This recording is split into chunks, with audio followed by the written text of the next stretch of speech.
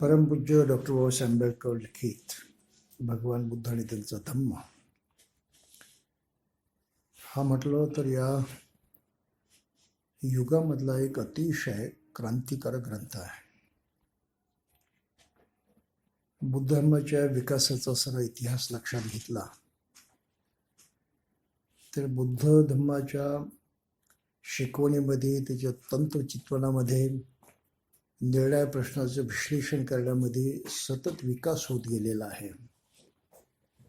आणि फार श्रेष्ठ असे आचार्य त्या कामामध्ये लागलेले होते. पण त्याचबरोबर एक मोठं नुकसानही बुद्ध धर्माचं झालेलं आहे की जसा हा विकास होत गेला त्या प्रमाणामध्ये बुद्धाच्या धम्मामध्ये संप्रदाय निर्माण झाले आणि भारतामधून बुद्ध धर्म नष्ट होण्याची जी काही अनेक कारणं झालेली आहेत त्यामध्ये बुद्ध धर्मामधली ही फाटाफूट किंवा संप्रदाय हे सुद्धा एक महत्त्वाचं कारण आहे.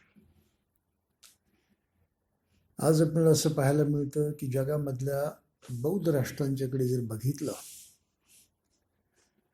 तर दोन राष्ट्रांतला मधला बुद्ध धर्म सुद्धा एकसारखा नाही.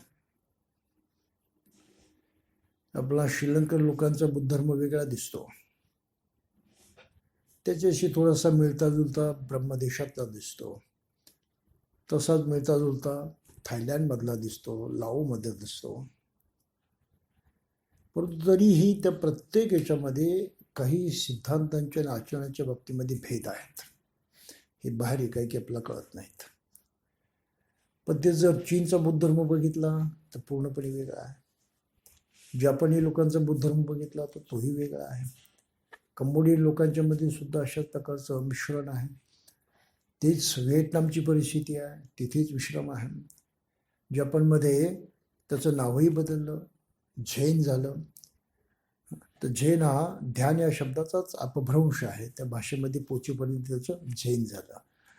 आणि बुद्ध धर्माच्या कुठल्या एकाही गोष्टीवरती माणसाचं म्हणूया की एकमत असं झालेलं नाही. अनेक लोकांना वाटतं की बुद्ध धर्म म्हणजे फक्त ध्यान साधनेची गोष्ट आहे, त्याच्या पलीकडे बुद्ध धर्मामध्ये काहीही नाही. माणसानं ध्यान करायचं आणि जे काही बुद्ध धर्माचं ध्येय आहे ते गाठायचं. आणि हाही संप्रदाय इतिहास काळामध्ये इतका मोठा झाला की त्यांचं तत्त्वज्ञानच असं गणलं गेलं की फक्त ध्यान, चित्त मात्र त्या संप्रदायाचं नावच होतं. चित्ताच्या पलीकडे पाहायचंच नाही अशी त्यांची धारणा होती. आणि ह्या साऱ्या संभ्रमामुळं भारतामध्ये बुद्ध धर्म नेमका कोणता आणायचा, कोणता संप्रदाय आणायचा, कोणती पद्धती भारतात आणायची याबद्दल फार मोठे संभ्रम होते. आणि डॉक्टर बाबासाहेब आंबेडकरांना हा फार मोठा भेडसवणारा प्रश्न होता. पुन्हा दुसरा असा एक धोका होता की ज्याला वाटेल त्यानं ज्या देशातला घ्यायचा त्यातला संप्रदाय पाळायचा अशी जर मुभा या देशामध्ये राहिली पुन्हा इथे फार मोठे हे मतभेद निर्माण होतील, कॉन्फ्लिक्ट निर्माण होतील. आणि या देशाला जर सर्वात मोठी गरज कशाची असेल तर हा जो मनुष्य समाज आहे हा नाना अर्थानं मानसिकदृष्ट्या मागासलेला आहे. मानसिकदृष्ट्या तो विदीर्ण झालेला आहे, कमजोर झालेला आहे, म्हणूया की आपण रोगी झालेला आहे. तो रोग हटवण्यासाठी ह्या निर्णय पद्धती एकसारखेपणानं काम करू शकणार नाहीत, कारण त्यांचा जोर वेगवेगळ्या भागावरती आहे. उदाहरणार्थ झेन म्हणणार की तुम्ही फक्त मेडिटेशनच करा. नुसतं मेडिटेशन करत बसला तर मनुष्य व्यवहारामध्ये ज्या काही अनेक अशा मानसिक दुर्गुणांनी, मानसिक समस्यांनी त्रासलेला आहे त्याचं काय, त्या समस्या त्यांना ओळखायच्या कशा, त्या त्याला समजायच्या कशा आणि त्याचं निवारण करायचं कसं, फार मोठा प्रश्न आहे.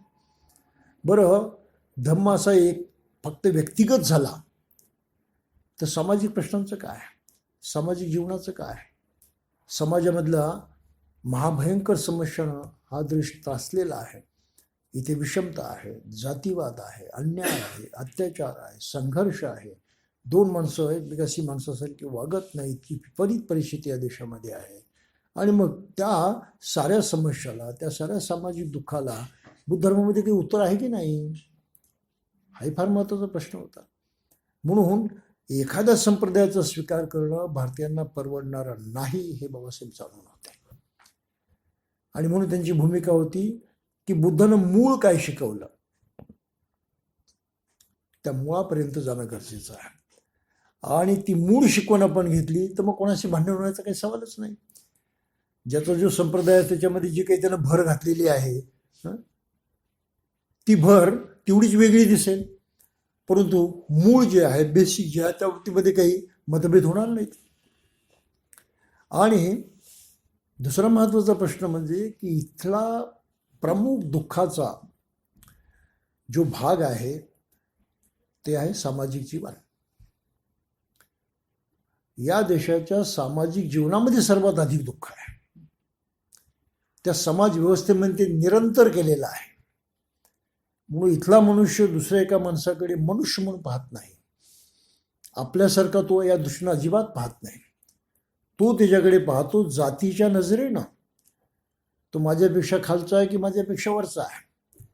आणि मग त्या नजरेनं पाहत असताना मी त्याच्याशी कसं वागायचं हे त्याला धर्मानं शिकवलं आहे. त्याच्या जर खालच्या जातीचं असेल तर त्याच्याशी वेगळं वागायचं आहे, वरच्या जातीचं असेल त्याच्याशी वेगळं वागायचं आहे. आणि अशा तऱ्हेनं पदोपदी मनुष्य एकमेकांमध्ये भेदाभेद करतो आहे, पक्षपात करतो आहे. आणि यामध्ये दररोजच्या जीवनामध्ये प्रचंड दुःख निर्माण झालेलं आहे. याचं काय करायचं? या दुःखावरती काही उपाय आहे की नाही? आणि बाबासाहेबांच्या अध्ययनाचा परिणाम असा होता की त्यांनी नेमकं हे जाणलेलं होतं की बुद्धानं सर्व प्रकारच्या दुःखाला नष्ट करण्याचा उपाय शोधलेला. सर्व प्रकारच्या व्यावहारिक जीवनामधलं तुझं माझं करण्याचं दुःख सुद्धा नष्ट होऊ शकते बुद्धानं सांगितलेलं आहे. परंतु परदेशामध्ये जिथे बुद्ध धर्म गेला तिथे अशा प्रकारची भयंकर विषमता नव्हती, जातीभेद नव्हता, माणसाला उच्च नीच मानण्याच्या प्रथा नव्हत्या. त्यामुळे त्या देशामध्ये बुद्ध धर्म जो स्थिर झाला तो स्थिर झाला माणुसकीच्या तत्वावरती. आणि माणसामध्ये भेदाभेद नसल्यामुळं भेदाच्या बाबतीमध्ये बुद्धानं जी शिकवण दिली ती त्यांनी बाजूला ठेवली आणि मनाच्या बाबतीमध्ये जे काही सांगितलं आहे त्याकडे लक्ष दिलं. हा थोडासा नीट विचार आपण करणं फार गरजेचं आहे. म्हणून भारतामध्ये कुठल्याही संप्रदायाच्या नादी लागून चालणार नाही. आणि बाबासाहेबांची भूमिका होती की मुळात संप्रदाय हे त्या विशिष्ट परिस्थितीची अपत्य आहेत, त्या दृष्टीने त्याकडे पहा, परंतु त्यामुळं मूळ बुद्ध धर्माकडे दुर्लक्ष करू नका. हा विचार जसं बाबासाहेबांनी केला तसा जगातल्या लोकांनी सुद्धा केला. आणि 1950 साली श्रीलंकेमध्ये डॉक्टर मलालसेकर यांच्या नेतृत्वानं जागतिक बौद्ध भातृसंघ निर्माण झाला, वर्ल्ड फेलोशिप ऑफ बुद्धिस्ट्स. त्याचा उद्देश काय आहे की जगामधले निळ्या प्रकारचे काही बुद्ध धर्माचे संप्रदाय आहेत ते सगळे संप्रदाय मूळ एकच बुद्ध शिकवण्यावरती आधारित असल्यामुळं त्या साऱ्या बौद्धांनी आपापसामध्ये तसं एकोप्याचं, सामंजस्याचं आणि एकमेकांमध्ये मिसळून राहण्याचं जीवन जगलं पाहिजे. म्हणजे थोडक्यामध्ये साऱ्या बौद्धांनी एकसंघ झालं पाहिजे ही भूमिका जगातल्या लोकांनी घेतली. आणि नेमकी तीच भूमिका बाबासाहेबांनी सर्वात प्रथम मांडली. हा थोडासा फरक लक्षात घ्या. बाबासाहेबांची दूरदृष्टी कोणत्या ताकदीची होती त्यावर आपल्या लक्षात येईल की याशिवाय पर्याय नाही. त्यामुळं बुद्ध धर्माच्या अनेक संप्रदायाच्या भेदाभेदामध्ये न अडकता तो समूच्या एकरूप आहे, एकसंघ आहे यावरती जोर दिला पाहिजे. आणि त्याची जेवढी निरनिराळी अंग आहेत, मनुष्याचं व्यक्तिगत दुःख याच्याशी संबंधित, सार्वजनिक दुःखाशी संबंधित, नैतिक मामल्याशी संबंधित, पुन्हा स्वतःचंच नव्हे तर प्राणीमात्रांच्या जीवनाशी सुद्धा संबंधित अशा प्रकारची जी काही निरनिराळी अंग आहेत बुद्ध धर्माची ती सारी अंग आपल्याला एकत्रितपणे लक्षात घेऊन त्याचा अनुनय केला पाहिजे. आणि या दृष्टीनं बाबासाहेबांनी या ग्रंथाची रचना केलेली आहे हे आपण लक्षात घेतलं पाहिजे. आणि त्याचं अतिशय चांगलं मूल्यांकन स्वतः भगवंत आनंद कौशल्यान यांनी केलं की त्यांनी म्हटलं आहे की भारतामध्ये बुद्ध धर्माची दीक्षा देण्याचं जे काही बाबासाहेबांनी महान कार्य केलं त्याहीपेक्षा त्यांचं श्रेष्ठ कार्य आहे या देशाला बुद्ध आणि त्यांचा धम्म हा ग्रंथ देणं. फार मोठी गोष्ट आहे. आणि खेदाची गोष्ट या बाबतीमध्ये एकच आहे की भारतातल्या बौद्धांनी या ग्रंथाला काही किंमत दिली नाही. किंमत या अर्थानं की त्याचं नीट अध्ययन करून कृतीमध्ये उतरवण्याचा काही प्रयत्न केला नाही. त्या ग्रंथाला फक्त ते पवित्र मानतात, पूज्य मानतात, परंतु त्याच्यामध्ये काय आहे असं विचारलं मग मात्र कोणाला खात्री नसते. हा फार मोठा घोटाळा या देशामध्ये झालेला आहे. परिणाम असा झाला आहे की त्यामुळं भारतामध्ये बौद्ध मनुष्य घडला नाही, बौद्ध समाज घडला नाही, फक्त तो नाम के वास्तेच शिल्लक राहिला. ही चूक दुरुस्त केली पाहिजे आणि फार लवकर केली पाहिजे. आणि ती करण्यासाठी म्हणून पुन्हा बाबासाहेबांच्या ह्या साऱ्या शिकवणीचा त्यांनी बुद्ध धर्माचा अर्थ जशा पद्धतीनं समजावून सांगितलेला आहे त्या पद्धतीने लक्ष देण्याचा प्रयत्न केला पाहिजे. आणि या दृष्टीनं आपण आतापर्यंत खूप महत्त्वाचा भाग बघितलेला आहे. आता आपण आणखी महत्त्वाच्या गोष्टीवरती आलेलो आहे. पुढची ती गोष्ट अशी आहे की बाबासाहेबांना प्रामुख्यानं वाटत होतं पहिल्यापासून की जगातल्या सर्वच लोकांनी जे काही जगामध्ये निराळे धर्म आहेत त्यांचा तौलनिक अभ्यास करावा, तुलनात्मक अभ्यास करावा. केवळ आपलाच धर्म खरा, आपला धर्म योग्य आणि त्यालाच चिकटून राहायचं, दुसऱ्याच्या धर्माकडे लक्षही द्यायचं नाही, तो जाणूनही घ्यायचं नाही, बघायचं नाही, ही प्रवृत्ती चुकीची आहे. ही अशी त्यांची मनोमन धारणा होती.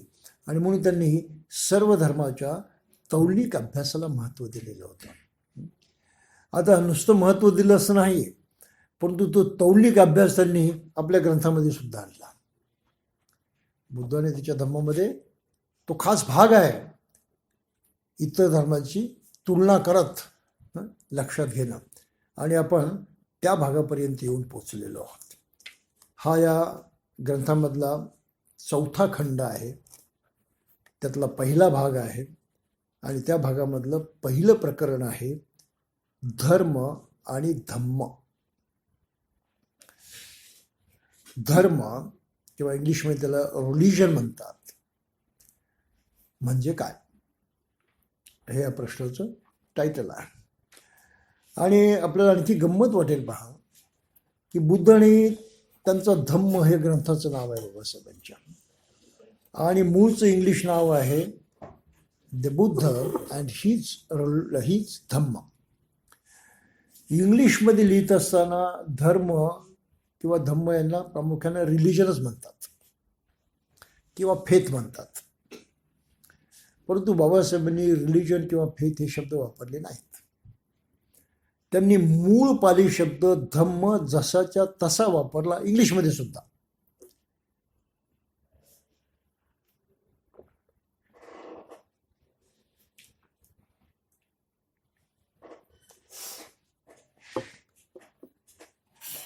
म्हणून त्यांच्या इंग्लिश ग्रंथाचं नाव आहे द बुद्ध अँड हीज धम्म.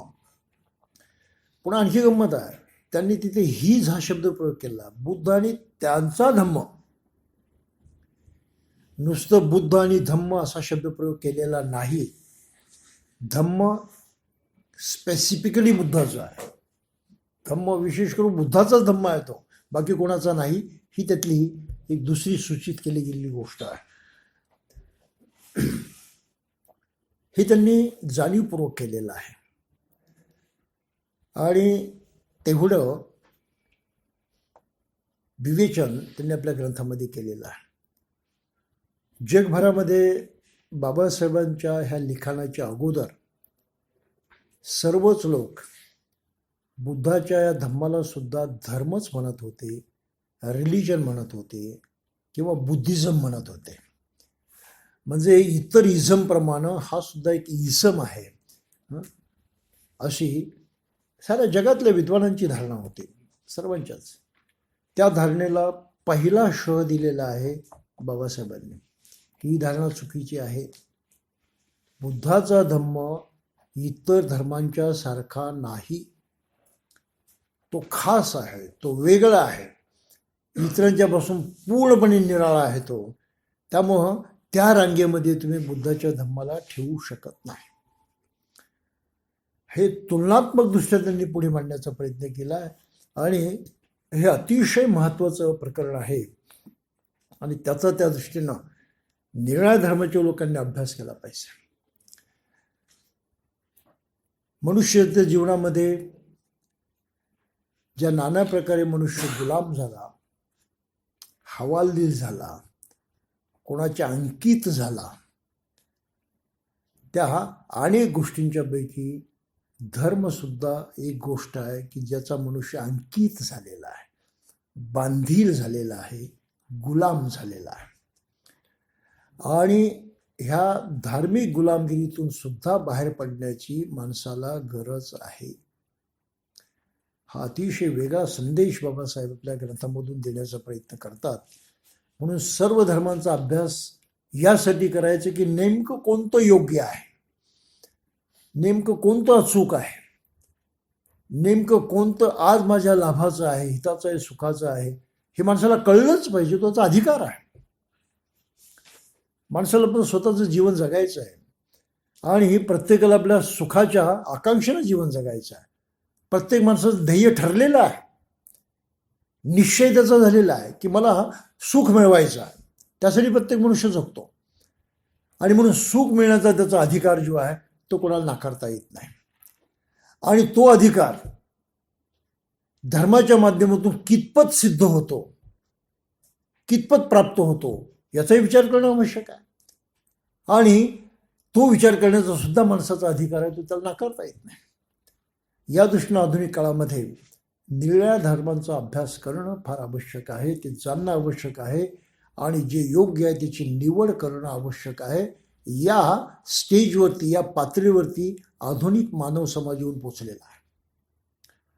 हा अतिशय विलक्षण मोठा संदेश बाबासाहेब आपल्या ग्रंथामधून देतात. आणि म्हणून त्यांनी इथे जे प्रकरण लिहिलेलं आहे ते हे आहे की धर्म म्हणजे काय आणि धम्म म्हणजे काय, या चौथ्या भागामध्ये. आणि मग त्याचं विवेचन करताना मोठं मजेशीर विवेचन केलेलं आहे, पण ते थोडंसं बघूया. त्यांनी म्हटले की धर्म हा एक अनिश्चित शब्द असून त्याचा एक ठराविक असा अर्थ नाही. आता धर्म म्हणजे काय, आपण व्यवहारात काय समजतो?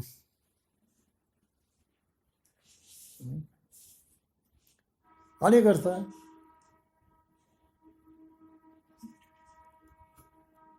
या पदार्थामध्ये जी काही गुणवत्ता आहे धातू म्हणून,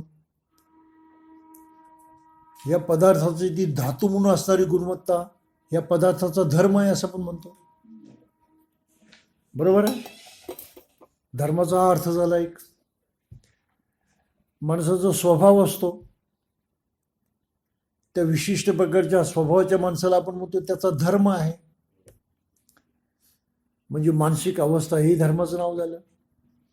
वस्तूची गुणवत्ता धर्म, मानसिक अवस्था धर्म, धर्माच्या नावानं दिलेली शिकवण धर्म, धर्माच्या नावानं केलेलं कर्म धर्म,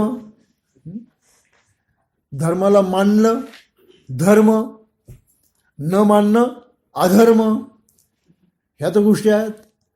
त्यामुळे धर्म या शब्दाचा काही एक अर्थ नाही हे आपल्याला पाहायला मिळतं वरवरचं पाहत असताना. पण इथे बाबासाहेब म्हणतात की विशिष्ट करून धर्म ही संकल्पना अशा निळ्या अर्थानं जरी वापरत असलो तरी त्याचा हा जरा वेगळा अर्थ आहे, त्याला एक वेगळं स्थान आहे, स्टेटस आहे. आणि म्हणून ते कसे निर्माण झालंय त्याबद्दल ते बोलतात. त्यांनी पहिला मुद्दा याच्यामध्ये मांडलेला आहे की हा अनेकार्थी शब्द आहे, त्याचा निश्चित अर्थ नाही, वेळोवेळी तो अर्थ बदलत गेलेला आहे. कसा? वीज, पाऊस, पूर इत्यादी ज्या घटकांचे कार्यकारण भाव आदी मानवाला स्पष्ट करता येत नसत, तेव्हा त्यांच्या निग्रहाच्या नावानं तो जे काही चमत्कारिक प्रयोग करी त्याला जादू म्हणत. प्रारंभी धर्म आणि जादू ही एकरूप होती. म्हणून धर्माची पहिली अवस्था जादू टोणा असं म्हटलं जातं.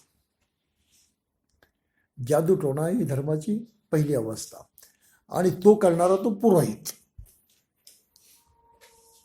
जादू टोणा करणं आजही काही प्रमाणात जादू टोणा चालतोच.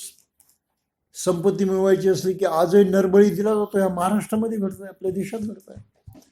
नरबळी, संपत्ती मिळवण्यासाठी नरबळी देण्याची ही घटना जगामध्ये नाही घडत, कुठे महाराष्ट्रात घडते, आपल्या देशामध्ये घडते.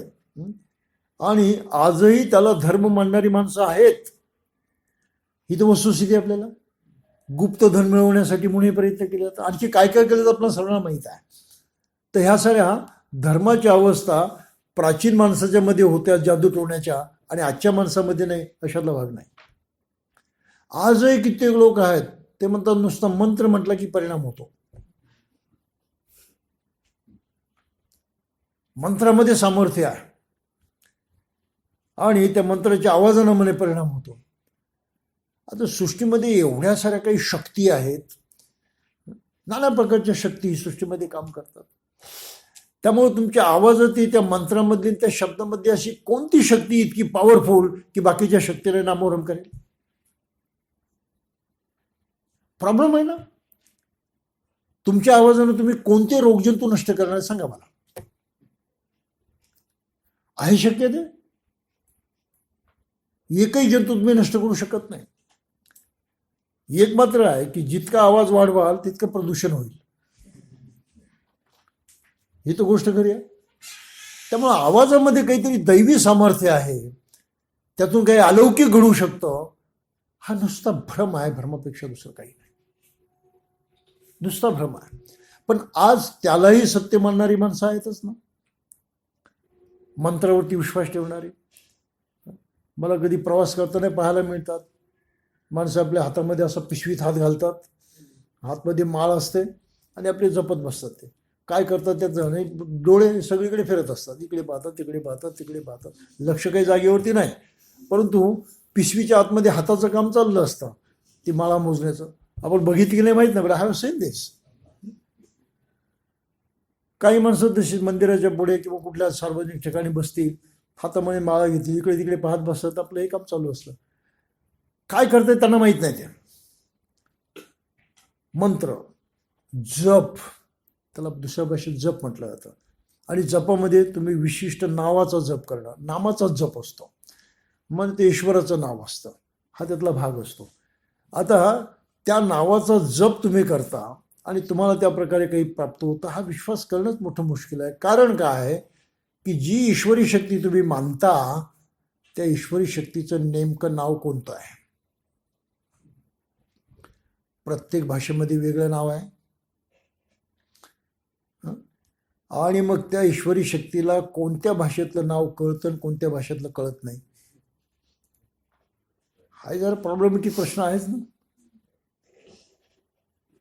ब्राह्मणांनी त्याचं पूर्वीच उत्तर देऊन ठेवलेलं आहे. देवाला फक्त एकच भाषा कळते, कोणती? संस्कृत. म्हणून देवभाषा ही संस्कृत भाषा आहे, त्याला देववाणी म्हणतात आजही भारतामध्ये. बाकीच्या मानवाच्या भाषा त्या त्यांना काही कळत नाहीत.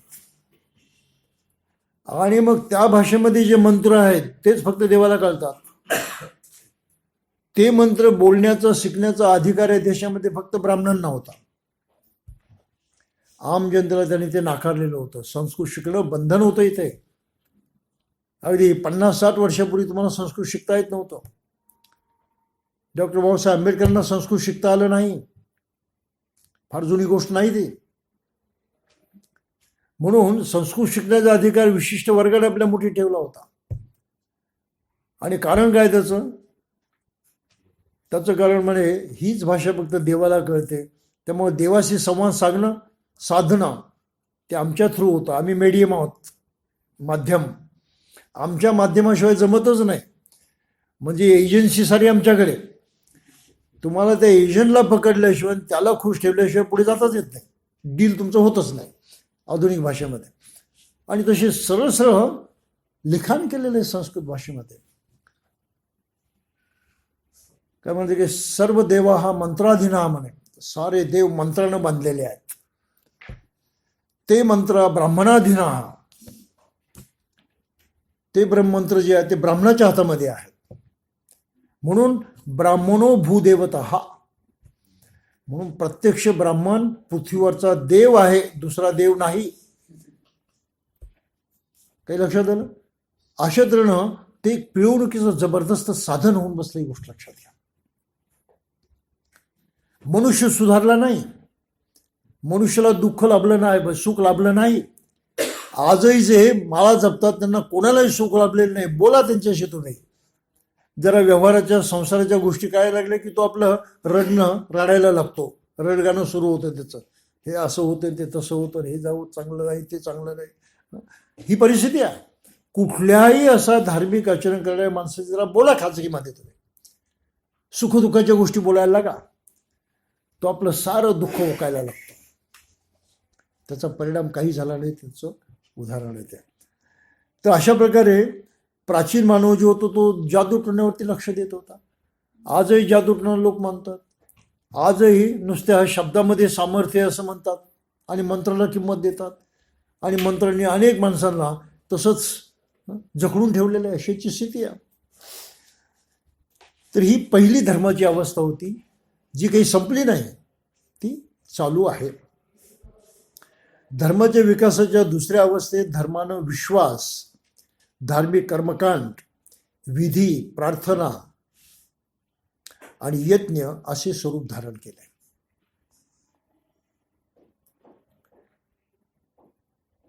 का केलं ते? तर त्याच्या पुढे बाबासाहेबांनी म्हटलेलं होतं, ह्या गोष्टी धर्मापासून उद्भवलेल्या गौण गोष्टी आहेत. ते काही धर्माचं सार नाही. धर्माच्या केंद्रबिंदूला ज्या विश्वासापासून प्रारंभ होतो तो विश्वास असा की अशी एक शक्ती आहे की जिच्यामुळं सर्व चमत्कार घडून येतात, परंतु जी आदी मानवाच्या ज्ञान सामर्थ्याच्या पलीकडे आहे. ह्या अवस्थेत जादूची महत्ती कमी झाली आणि मनुष्य एक वैश्विक शक्ती मानायला लागला. हे कोणीतरी जग चालवतं आहे, हे सारं घडतं कोणाच्यामुळे तरी घडतं आहे, कोणीतरी ते करतं आहे, ही एक कल्पना उदय पावली. आणि होतंय तसं की पूर्वीचा मनुष्य प्रचंड कडक ऊन पडलं, त्या उन्हालाही घाबरत होता, सूर्यदेवतेला संतुष्ट करण्याचा प्रयत्न करत होता. वादळ आली, वादळ त्याला कळत नव्हती. प्रचंड वर्षा झाली, पाऊस झाला, त्याला कळत नव्हतं असं का होतंय. भूकंप होतोय, त्याची त्याला भीती वाटायची. मग ह्या साऱ्या गोष्टी कोण करतं असं साहजिक त्याच्या मनात प्रश्न निर्माण झाला. आणि मी करणारी कुठली तरी आदिशक्ती असावी अशी माणसाची भावना झाली. आणि ही नवीन कल्पना उदय आली, ज्याला पुढे ईश्वर म्हटलं गेलं. पण सुरुवातीला नुसतं ईश्वर म्हणत नव्हते, ते म्हणायचे की शैतानी शक्ती आहे. हे जे जगामध्ये घडतात असे उद्रेक घडतात, ज्यामुळे मनुष्य घाबरून जायचा, स्तंभित व्हायचा, काही सुचायचं नाही त्याला की असं का घडत आहे. म्हणून त्याने त्याला नाव दिलं शैतानी शक्ती. म्हणून आजही बायबलमध्ये आणि कुराणामध्ये शैतानाला मानतात. बायबलची गोष्ट लक्षात घ्या तुम्ही. देवानं सृष्टी निर्माण केली, त्यानं पॅराडाईज निर्माण केलं, नंदनवन निर्माण केलं, आणि त्यानं मातीपासून मनुष्य निर्माण केला. त्याचं नाव आदम किंवा ॲडम. त्याची एक बरगडी काढली, त्या बरगडीपासून त्यानं स्त्री निर्माण केली, तिचं नाव ईव असं बायबलच्या जेनेसिसमध्ये म्हटलेलं आहे, पहिल्याच प्रकार ग्रंथामध्ये. जेनेसिस, उत्पत्ती.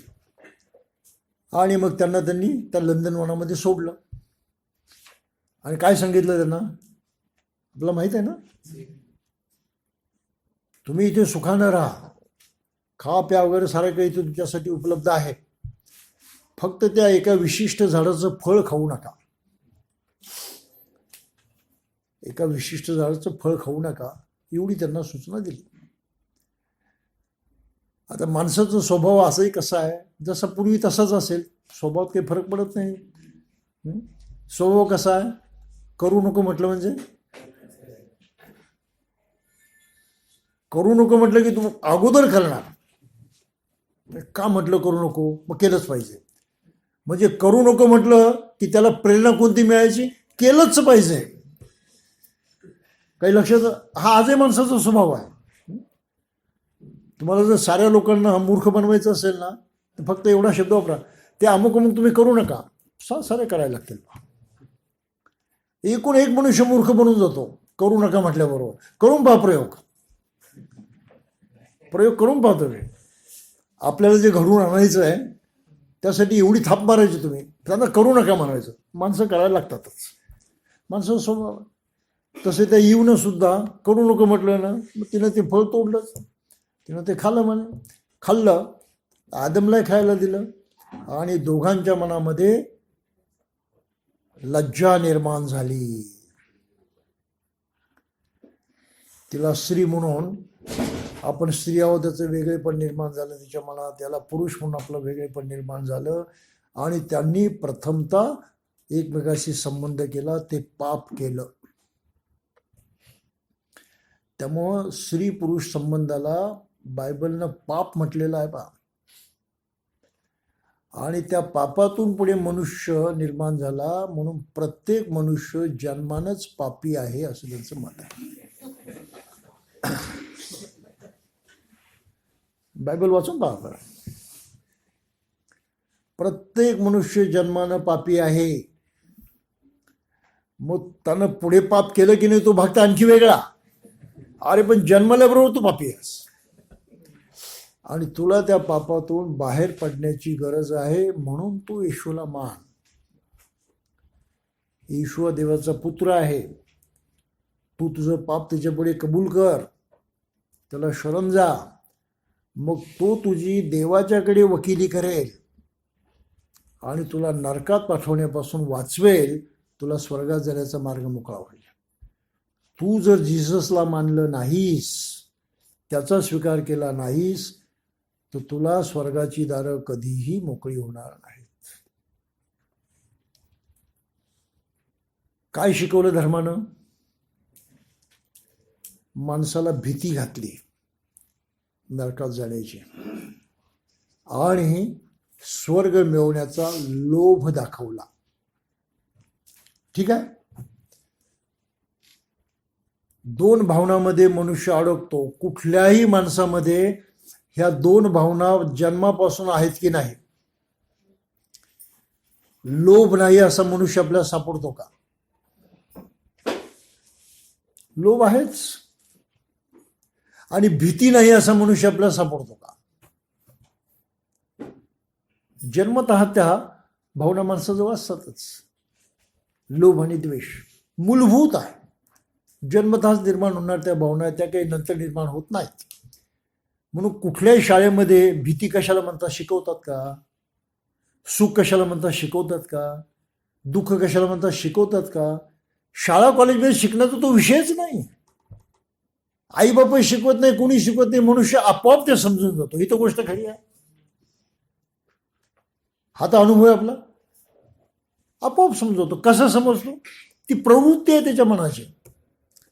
बुद्धाने त्याची वेगळी कारणं दिलेली आहेत. कसं ते घडतं हे सुद्धा सांगितलेलं आहे. हे बाकी कुठल्या धर्मानं सांगितलेलं नाही.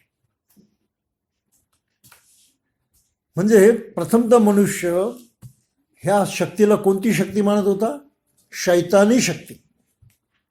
आणि आजही कुराण आणि बायबल शैतानाला शक्ती मानतात. इतक्या अंधश्रद्धा निर्माण झाल्या की तिकडे युरोपमध्ये तुम्हाला शिंक जर आली तर शिंकताना सुद्धा तुम्ही देवाचं नाव घेतलं पाहिजे, ओ गॉड, आणि शिंकलं पाहिजे. कारण देवाचं नाव नाही घेतलं की तितक्यात तो शैतान तुमच्या शरीरात शिरतो म्हणे, ती संधी घेतो. अशा अनेक अनेक प्रथा निर्माण झालेल्या आहेत. ह्या अंधश्रद्धा आहेत. म्हणजे शैतानी शक्ती आहे आजही बायबल मानतं, आणि त्याच्या विरुद्ध ईश्वरी शक्ती आहे. शैतान आहे आजही कुराण मानतो, त्याविरुद्ध अल्लाह आहे. काही लक्षात आलं? म्हणजे विषय अगदी पूर्णपणे वेगळा आहे. मनुष्य आत्ता दुःखी आहे, त्या दुःखाबद्दल काही बोललं का यांनी? माणसाला सुख मिळवायचं आहे, त्याच्याबद्दल काही बोललेत का? बोलले, पण वेगळ्या अर्थानं.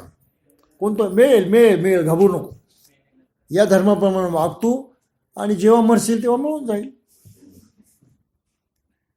जगातला कुठलाही धर्म आता तू सुखी होशील असं सांगत नाही. सारे धर्म म्हणतात सुख स्वर्ग मेल्यानंतर. काय पुरावा? काय खात्री? कसा विश्वास ठेवायचा? बरं, तेव्हा मिळेल नाही तर न मिळेल, त्यामधून आज माझा काय फायदा आहे? काहीच फायदा नाही. मग मनुष्य किती स्वार्थी असतो. आता नाही ना, नसू दे, नंतर मिळेल ना, मिळू दे, लागला त्या धर्माच्या नादी. म्हणजे मनुष्याचा स्वार्थ इतका बळकट असतो की तो चोराची लंगोटी सुद्धा सोडायला तयार नसतो. ही तो गोष्ट खरी आहे. आणि हे का घडतं, कसं घडतं, याचा कोणाला अंदाजच नाही. बुद्ध पहिल्या ज्यांनी हे मर्म जाणलं, का घडतं, दुःख कसं निर्माण होतं, राग ही भानगड काय आहे, लोभ ही भानगड काय आहे, द्वेष ही भानगड काय आहे, कुठे जन्मतात ते आणि कसे माणसाला हाताळतात, हे जाणणारा फक्त एकटा बुद्ध आहे. लक्षात घ्या. कुठल्याही धर्माच्या जवळ ते ज्ञान नाही. आणि हे जे वेगळेपण आहे बुद्धाच्या शिकवणीमधलं, ते वेगळेपण सांगण्याचा बाबासाहेबांचा प्रयत्न आहे की त्यांच्या धम्माला धर्म समजू नका. हे लक्षात आलं ना? आणखी थोडंसं पुढे बघूया आपण काय म्हटलंय त्यांनी. म्हणून प्रारंभीच्या काळात बाबासाहेब म्हणतात अज्ञात व अज्ञेय शक्ती शैतानी समजली जाईल. आणि मग पुढे असं लोकांना वाटू लागलं की एखादी कल्याणकारी शक्ती सुद्धा आहे. मग कल्याणकारी शक्तीला ते देव म्हणायला लागले आणि शैतानी शक्तीला शैतानच म्हणायला लागले. काही लक्षात आलं? मग परिणाम असा पाहायला मिळतो की देव जितका पॉवरफुल तेवढा शैतानही पॉवरफुल आहे. आहे ना मनगड? हे धर्म शैतानापासून दूर राहायला सांगतात, पण तोही देवाच्या इतकाच पॉवरफुल आहे ना. म्हणून तुम्ही फक्त देवाला चिकटून राहा, नाही तर शैतान तुम्हाला पकडेल. आता त्या शैतानाला जर देव दुरुस्त करू शकत नसेल तर ऑल पॉवरफुल कसं काय म्हणायचं? आणखी वेगळा प्रश्न आहे. मग आता ही कल्याणकारी शक्ती प्रसन्न करून घ्यायची आणि शैतानी शक्तीला संतुष्ट करण्यासाठी कर्मकांड करायचं, काहीतरी द्यायचं, अर्पण करायचं, अशा प्रकारे माणसाच्या धर्माची सुरुवात झाली. आणि म्हणून आपला ऋग्वेद वगैरे याच्यामध्ये नेमकं हे पाहायला मिळतं. ऋग्वेदामध्ये कोणते देवता मानले आहेत? ऋग्वेदामध्ये राम नाही, ऋग्वेदामध्ये कृष्ण नाही, गौरी गणपती कुठलेही 33 कोटी देव त्या ऋग्वेदामध्ये नाहीत. ऋग्वेदामध्ये आहे इंद्र, पण तो देवांचा राजा म्हणून वावरतो. ऋग्वेदामध्ये आहे ब्रह्मा, आहे वरुण, अग्नी, वरुण, मरुत वगैरे अशा प्रकारच्या निसर्ग शक्तींना देवता मानलेला आहे. म्हणून ब्राह्मण वर्ग पहिल्यापासून, म्हणजे ब्राह्मणी धर्म ज्याला म्हणतात, ऋग्वेदाला मानणारा, निसर्ग शक्तींना मानणारा धर्म होता. आणि या निसर्ग शक्तींना संतुष्ट करण्यासाठी यज्ञ करायचा. त्या यज्ञामध्ये त्या देवतेला आवश्यक आवडणारे पदार्थ जाळायचे. ते जाळल्यामुळं त्याची वाफ होते आणि ते देवताला मिळते. अशा तऱ्हेने देवता संतुष्ट होतात. म्हणून यज्ञ यागाला त्याच्यामध्ये सर्वात महत्त्व दिलेलं आहे. यज्ञ केल्याशिवाय तुम्ही देवताला संतुष्ट करू शकत नाही. ही ब्राह्मणी धर्माची मुख्य अट आहे ऋग्वेदाची. आणि ते ऋग्वेदातले मंत्र कसे म्हणायचे, तो यज्ञ कसा करायचा, हे कर्मकांड दुसऱ्या वेदामध्ये सांगितलेलं आहे. ते गायाचे कसे, मंत्र म्हणायचे कसे, म्हणून सामवेद आला. आणि कर्मकांड कसं करायचं त्याच्यामध्ये यजुर्वेद आला आणि चौथा वेदानंतर आलेला आहे. अगोदर फक्त 3च वेद मानले जायचे आणि तिथे कर्मकांड हेच महत्वाचं आहे. मग कर्मकांडामध्ये प्राण्यांच्या सकट बळी देण्याची सोय होती आणि गायी हा प्राणी सर्वात जास्त बळी दिला जात होता.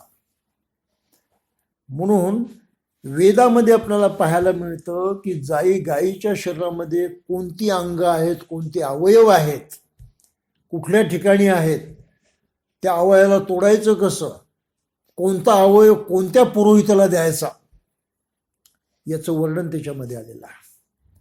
मग एवढी प्रचंड कसाईगिरी केल्याशिवाय ऋग्वेदच्या त्या लोकांना कळलं का ते आतमध्ये काय गायीच्या? मारल्याशिवाय, त्यांची चिरफाड केल्याशिवाय, ते सारे अवयव प्रत्यक्ष कापून काढल्याशिवाय त्यांना कळलं काय? मग ही जर शिकवण ऋग्वेदामध्ये आलेली आहे त्याला तुम्ही काय म्हणणार? काही आहे बोलण्याची सोय?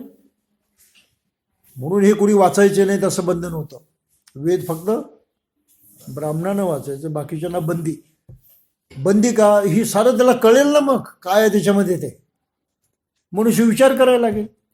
म्हणून त्याला विचार करू द्यायचं नाही, त्याच्या पाठीमागची भूमिका होती. शिक्षणाला बंदी घालण्यापाठीमागे हे कारण होतं. मग आता हे चांगल्या हेतूनं, लोकांच्या कल्याणाच्या दृष्टीनं, त्यांच्या हिताच्या सुखाच्या दृष्टीनं केलेलं कृत्य आहे का? काय म्हणाल आपण? माणसाला अज्ञानामध्ये ठेवणं हे त्याच्या हितासाठी केलेलं कृत्य आहे का? त्याच्या कल्याणासाठी केलेलं कृत्य आहे का? मग त्या ज्या धर्माच्या त्या देवतांच्या नावानं केलं गेलं ते खरं मानायचं का? हा प्रश्न निर्माण होता. आणि म्हणून बाबासाहेबांची भूमिका काय? सर्व धर्मांचा तौलनिक अभ्यास करा म्हणजे कळल. देव जर एकच आहे तर मग एवढी निराळी रूप कशी काय? मग साऱ्या धर्माचे लोक एकच देव तर एकालाच का मानत नाही? प्रत्येकाचे वेगवेगळे कसे? आणि त्यांचं आपापसात पटत नाही. हा मामला आहे ना. आणि त्याला अगदी चिकटून बसतात लोक. म्हणून माणसाच्या त्या आकलनाला, समजदारीला प्रोत्साहन मिळण्यासाठी निळ्या धर्माचा अभ्यास करणं आवश्यक आहे. ही बाबासाहेबांची भूमिका आहे. आता ही कल्याणकारी शक्ती प्रसन्न करून घ्यायला आणि त्या शैतानी शक्तीला संतुष्ट करण्यासाठी विश्वास आला, माना, कर्मकांड आलं, विधी संस्कार आले, यज्ञ आले. अशा प्रकारे माणसाचा तो एक धर्म निर्माण झाला. यानंतर या शक्तीला ईश्वर अथवा निर्माता अशी संज्ञा देण्यात आली. त्या अज्ञात शक्तीला लोक म्हणायला लागले काहीतरी अज्ञात शक्ती, कोणीतरी करताय, कोणीतरी करवणारा आहे. म्हणून मग ही भाषा आली, तूच करता आणि तूच करविता, आणि ईश्वर निर्माण झाला. आदी मानवाला ईश्वर माहीत नव्हता, ती कल्पना त्याला आलेली नाही. ती कल्पना हळूहळू मनुष्य जसा सुधारत गेला त्याप्रमाणे ती उदय पावलेली आहे. मग ईश्वर ही कल्पना माणसानं केलेली आहे. ईश्वरानं स्वतःचं अस्तित्व कुठेही प्रकट केलेलं नाही.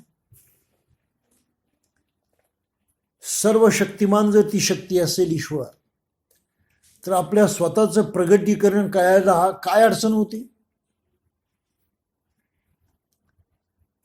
एवढं सारं निर्माण केलं होतं तर स्वतःही प्रगट व्हायला किंवा आपला सुगावा लोकांना लागावा म्हणून काही ना काही मार्ग दाखवायला कोणती अडचण होती ईश्वराकडे? हा एक महत्वाचा प्रश्न निर्माण होता. का केला नाही? काही लक्षात येतं आपल्या? फार महत्वाचा प्रश्न आहे तो. ईश्वराला का मानायचं? इथे मूळ प्रश्नावरती आपण येऊन बसतो. माणसं विचार करत नाही. का विचार करत नाही? तर निर्णय धर्माचा अभ्यास नसल्यामुळं विचार करणं बंद होतं आणि त्यातही अनेकांना धर्माचा अभ्यास करण्याला बंदी भारतामध्ये तर नक्कीच होते. धर्मग्रंथ वाचायचे नाहीत, संस्कृत भाषा सुद्धा शिकायची नाही, इतका कडेकोट बंदोबस्त केला होता. तर एवढा प्रचंड अन्याय करणारं जे काही तत्वज्ञान आहे, जो काही धर्म आहे किंवा ज्याला धर्म म्हटलं जातं, संस्कृती म्हटली जाते, ती खरंच माणसाच्या कल्याणासाठी केलं नाही, खरंच लोकांच्या हितासाठी केलेली आहे. का मानायचं ते धर्म म्हणून, हा प्रश्न निर्माण होतो.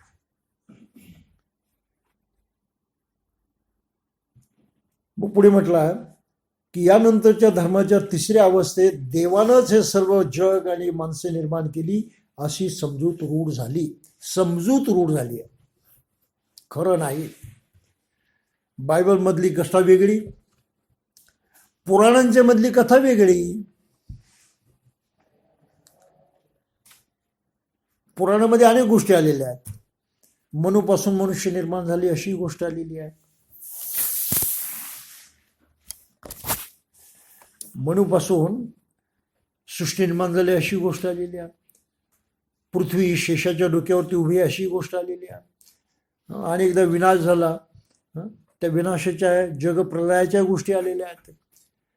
त्यामुळे नेमका माणसाचा उदय कसा झाला, सृष्टी कशी निर्माण झाली, कोणाला काही नक्की माहीत नाही. कोणाला नक्की माहीत नाही. सरांनी आपल्या कल्पना लढवल्या आहेत आणि ईश्वराला त्याचं प्रमुख मानलेलं आहे. ही अतिशय महत्त्वाची गोष्ट आपण जातात लक्षात घेतली पाहिजे. आणि मग याबरोबर त्याने काही समाधान होईना. मग त्या अज्ञाशक्तीशी माणसाचा संबंध काय, तर मग आत्म्याची कल्पना आली. ते अदृश्य शक्ती ईश्वर जो आहे, परमेश्वर जो आहे, त्याचा अंश प्रत्येक माणसामध्ये असतो, त्याचं नाव आत्मा. आणि ते कनेक्शन जोडलं गेलं.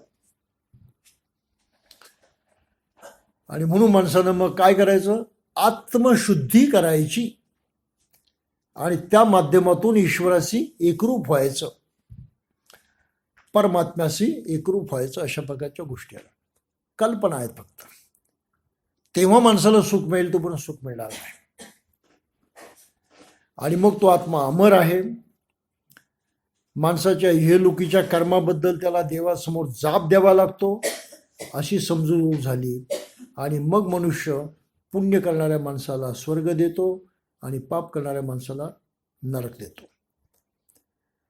बायबलची तीच मान्यता आहे, कुराणाची ती मान्यता आहे आणि बहुतेक सर्व धर्मांची मान्यता तशी आहे की सुख दुःख स्वर्ग देवाच्या हातामध्ये.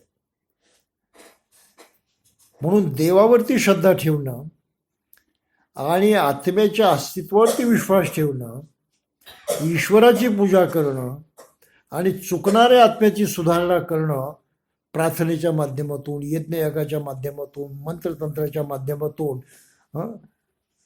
म्हणजे धर्म. असं आज धर्माचं स्वरूप झालेलं आहे. काही लक्षात आलं? या साऱ्या गोष्टींना मिळून धर्म म्हणतात. हळूहळू उत्क्रांत झाली ती कल्पना आणि यावरती माणसं विश्वास ठेवतात. का ठेवतात हा प्रश्न आहे. मनुष्य यासाठी विश्वास ठेवतो की तो विशिष्ट वातावरणामध्ये जगतो. आई वडील ज्या गोष्टी मानणारे असतात त्याच मुलांना शिकवतात, त्याचं वळण लावतात. लहान वयात माणसाची वैचारिक शक्ती वाढलेली नसते, विचार करण्याची ताकद वाढलेली नसते. मनुष्य शिकत असतो, लायक बनत असतो. आपली शारीरिक स्थिती, शारीरिक अस्तित्व कसं चांगलं वापरायचं किंवा योग्य पद्धतीने कसं वापरायचं हे शिकत असतो. म्हणजे थोडक्यात लहानाचा मनुष्य मोठा होतो, तो जगण्याची लायकी संपादन करत असतो. मनुष्य म्हणून जगण्याची लायकी संपादन करत असतो.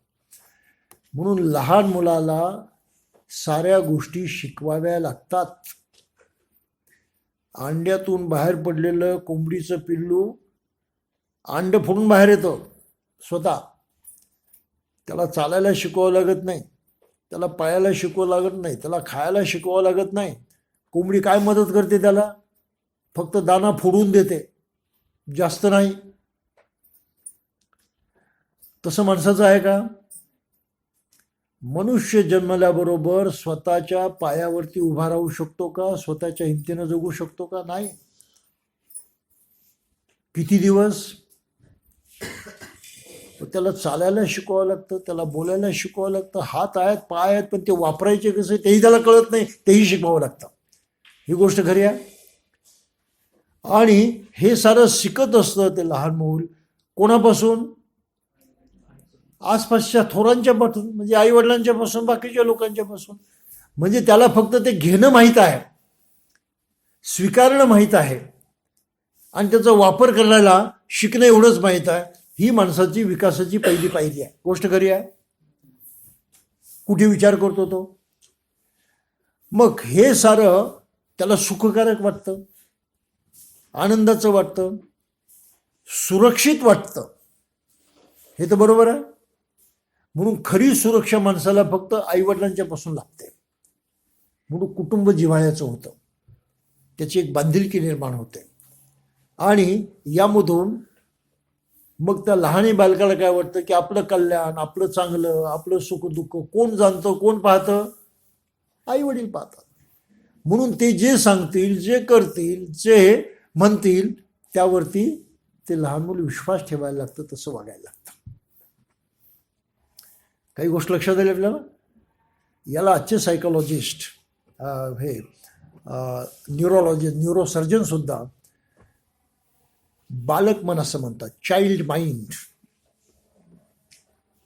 आपण काहीतरी त्याच्यावर एखादा वर्ग घेऊया.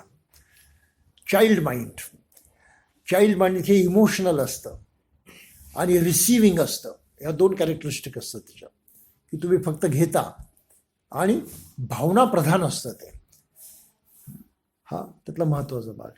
पुढे माणसाचा विकास होतो, त्याचं माइंड जे आहे ते पक्व व्हायला लागतं, विचार करण्याची शक्ती येते. त्याला अडल्ट माइंड म्हणतात. Adult mind. आपण चालक मन म्हणू शकतो त्याला, की तेव्हा मनुष्य बरं वाईट विचार करायला लागतो, स्वतःच्या अनुभवातून समजायला लागतो. आणि मग आपल्याला पाहायला मिळते की मुलं अशी एका वयामध्ये येतात, आईबापांचं सुद्धा ऐकत नाहीत.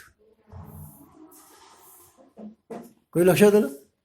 लहान मूल जे आईबापांचं ऐकतं पण पुढे ऐकत नाही. का ऐकत नाही? त्याच्या अनुभवामध्ये आणि आईबापांनी सांगितल्याच्यामध्ये फरक पडतो आणि म्हणून मुलं बंडखोर होतात.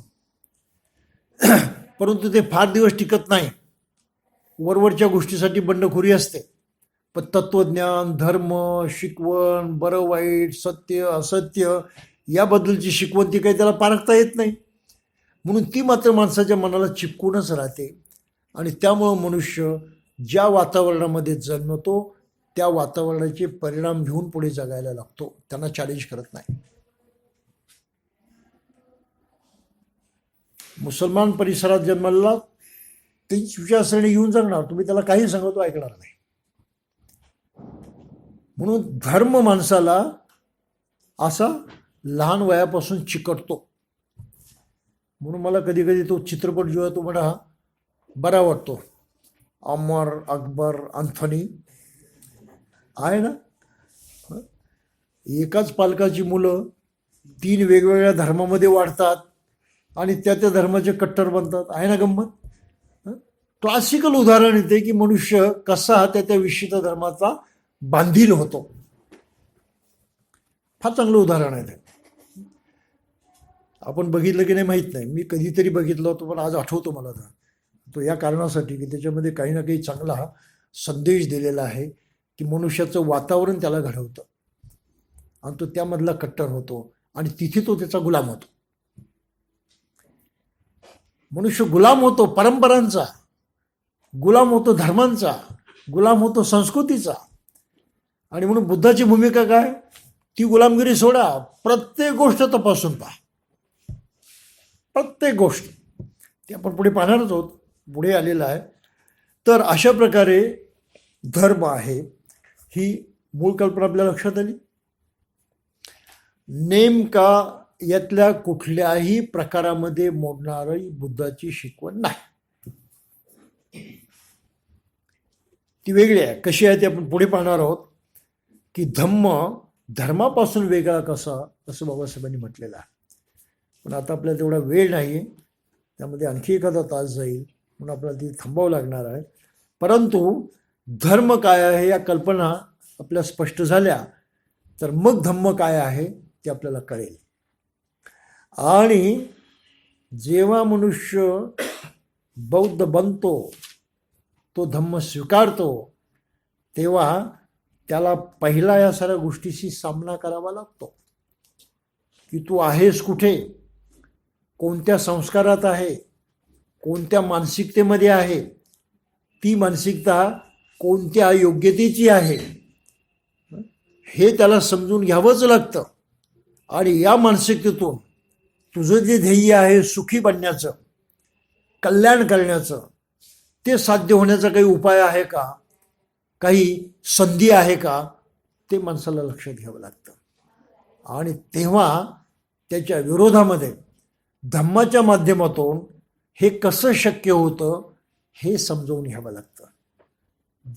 हे केल्यानंतर जेव्हा मनुष्य निर्णय करतो की मला ह्या बुद्धाच्या शिकवणीप्रमाणे करायचं आहे, ते मला योग्य वाटतं आहे, ते अचूक आहे, असा तो निश्चय जेव्हा करतो तेव्हा त्याची दीक्षा होते. दीक्षा घेण्याचा अर्थ हा आहे तो निश्चय करणं. त्यामुळे तो लक्षात येतं, ज्यांनी तो निश्चय केलेला नाही त्यांना जन्माने बौद्ध म्हणणं म्हणजे केवळ वेडेपणा आहे, madness, nothing more than that. जन्मानं कोणी बौद्ध होत नाही, होणं शक्य नाही. बौद्ध बनावंच लागतं आणि ते लहान वयात बनता येत नाही, कळत्या वयातच बनावं लागतं. जेव्हा म्हणतो आपण अक्कल येते, विचार करण्याची शक्ती येते, तेव्हा हे सारं समजून घ्यावं लागतं आणि निश्चय करायचा या मार्गानं जायचं की त्या मार्गानं. ते त्या माणसाचं स्वातंत्र्य आहे आणि बुद्धानं ते स्वातंत्र्य नाकारलेलं नाही. म्हणून बुद्धाचा धम्म कोणावरती सक्ती करत नाही, सक्तीनं कोणाला बौद्ध बनवत नाही. म्हणून माझी बौद्ध लोकांना विनंती आहे की त्यांनी आपल्या मुलाबाळावरती सक्ती करू नये आणि त्यांना जन्मानं बौद्ध म्हणू नये. काही समजलं? तुम्ही जन्मानं त्यांना धर्म शिकवत आहात, तुम्ही त्याच्यावरती सक्ती करता, तुम्ही त्याच्यावरती अन्याय करतात, त्याच्या स्वातंत्र्याचा बळी देतात. नाही समजलं? हे इतकं महत्वाचं तत्व बाबासाहेबांनी स्पष्ट करून सांगितलेलं आहे आणि ते त्यांच्या अनुयायांना जर आज कळत नसेल तर काय म्हणायचं? काय म्हणायचं बोला तुम्ही. आता इतकी वाईट स्थिती आहे. म्हणून कधी कधी त्याला अतिशयोक्तीचा धोका पत्करू नये मी म्हणतो. अतिशयोक्ती वाटेल त्या बोलण्यामध्ये, पण तरी सुद्धा मी तसं म्हणतो, अतिशयोक्तीचा धोका पत्करू नये. की बाबासाहेबांना मानणारा समाज जो आहे हा त्यांना जाणतच नाही, समजतच नाही.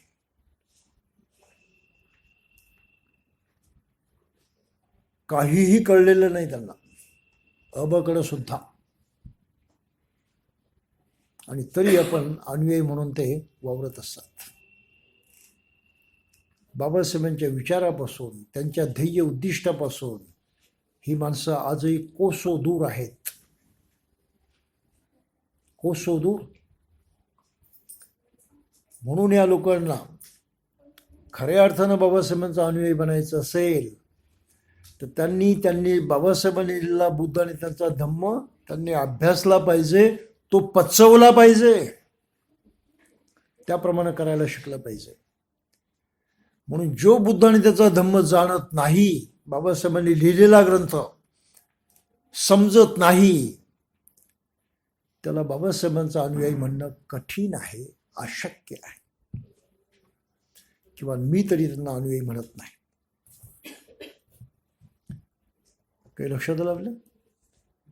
आणि म्हणून 50-60 वर्षामध्ये काहीही प्रगती झाल्याचं पाहायला मिळत नाही, काहीही. काही लक्षात आलं आपल्याला? आणि या ग्रंथाचा अभ्यासही कोणी करत नाही, वाचतात आणि ठेवून देतात. अडचण काय आहे? बाबासाहेबांनी सूत्ररूपानं लिहिलेलं आहे, ते समजून तरी घ्यायला पाहिजे ना. समजून घेतलं नाही तर कळत नाही. आणि मग वाचताना मनुष्य नाही कळलं की आपलं पुस्तक बंद करतो, कपाटामध्ये ठेवून देतो.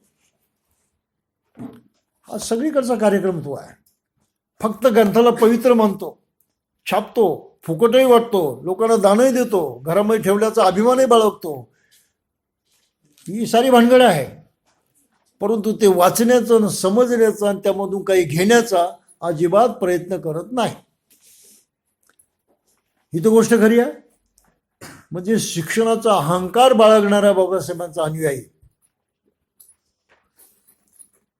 शिक्षणाचा अहंकार बाळगणाऱ्या बाबासाहेबांचा अनुयायी